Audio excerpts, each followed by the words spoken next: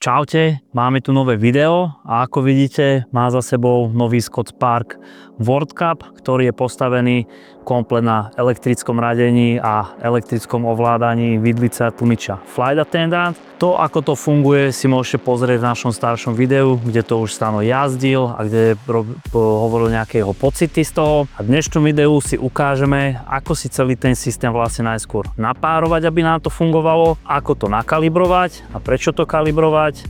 A nakoniec si ukážeme ešte v aplikácii, aké veci tam vieme ponastavovať. Keďže celý ten mozog vlastne toho Flight Attendantu je tu vo vidlici, takže napárovanie musíme začínať vždy tu. Čiže stlačíme toto tlačítko, držíme, kým nám ledka začne blikať na zeleno. Začala nám blikať na zeleno a teraz postupne musíme napárovať všetky veci, takže ideme. Jeden ovládač, druhý ovládač, teleskopka, prehadzovačka, tlmič, ten máme tu vnútri,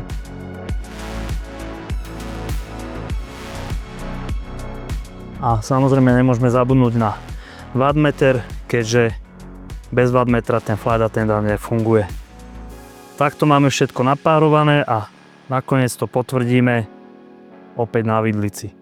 Teraz keď si to napojíme do aplikácie, v aplikácii nám vyskočí v podstate len tento Flight Attendant. Keď si ho pripojíme, tak pod ním budeme mať pekne vypísané všetky tie napárované veci.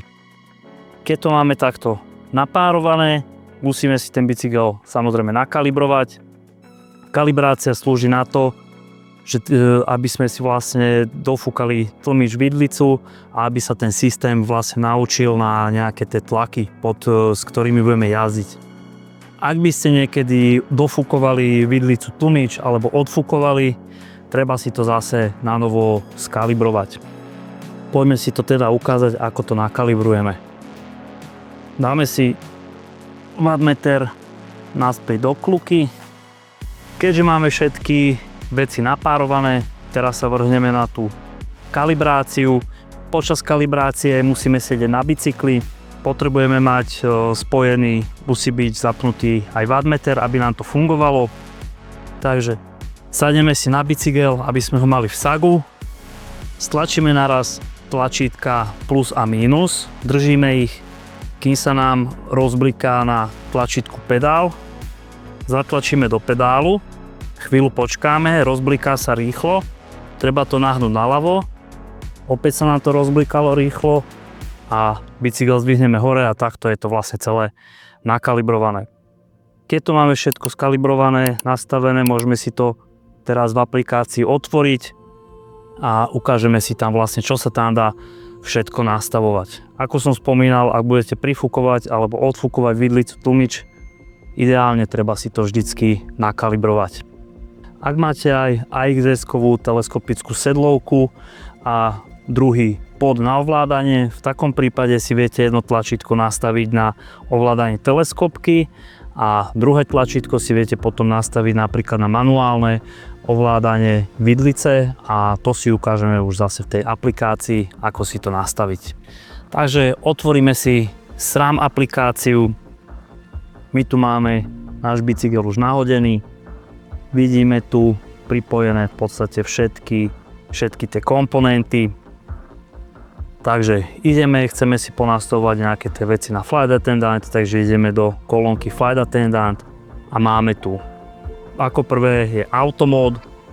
Je to nastavené v defalte, čiže fungujú všetky režimy, čiže Open, Pedal aj Lock. Potom je tu Disabled Lock, čo znamená, že vlastne nebude vám to zamykať.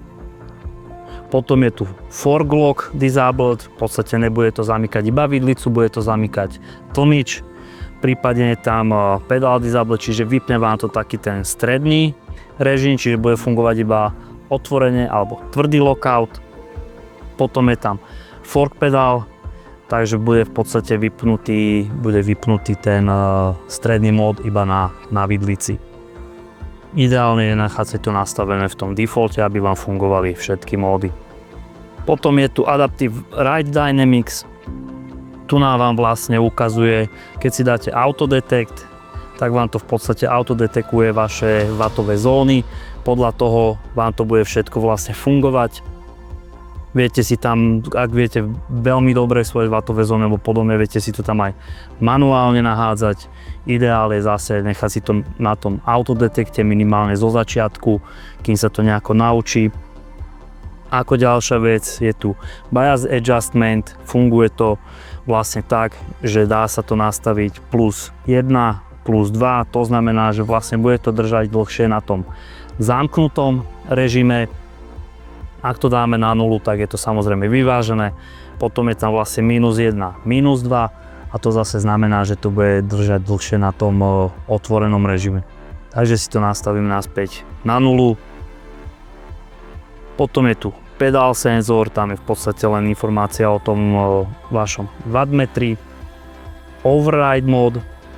Toto sa dá ovládať, ak máte teleskopickú sedlovku AXS tak ako my, plus ďalší ovládač, na ktorým si jedno tlačítko nastavíte vlastne na teleskopku, druhé tlačítko si viete nastaviť na manuálne ovládanie, čiže zase viete si tu nastaviť, aby vám to vlastne v tom manuáli otváralo, zamykalo, alebo si to chcete prehadzovať na pedál, na ten stredný režim alebo lock a podobne. My to máme nastavené na nošom tu na jedno stlačenie toho tlačítka, máme to vlastne, aby to fungovalo na open a lock, čiže otvorenú a zavrutú výblicu. Tu máme v podstate z tohto všetko a tu si ešte ukážeme teda v Configure Controls, čiže máme tu, vidíme tu dva ovládače hlavy, čiže na teleskopickú sedlovku plus to manuálne ovládanie toho flight attendantu. Keď to chcete manuálne ovládať, musíte tam mať vlastne tento zvolený ten flight attendant. Takto si to tam zvolíte a potom to vlastne bude, viete to ovládať tým tlačítkom. Druhý ovládač klasický na radenie. Potom je tu Drivetrain Settings, ale to sme si už ukázali v starších videách, čo slúži vlastne len na jemné doladenie prehadzovačky, prípadne si tam viete zapnúť tento multi-shift, čiže či vám to bude počas držania tlačítka radiť všetky prevody, alebo dva, alebo podobne, takže toto je v podstate z dnešného videa všetko. Ak sa vám naše video páčilo, dajte nám like, odber a vidíme sa aj pri ďalších videách.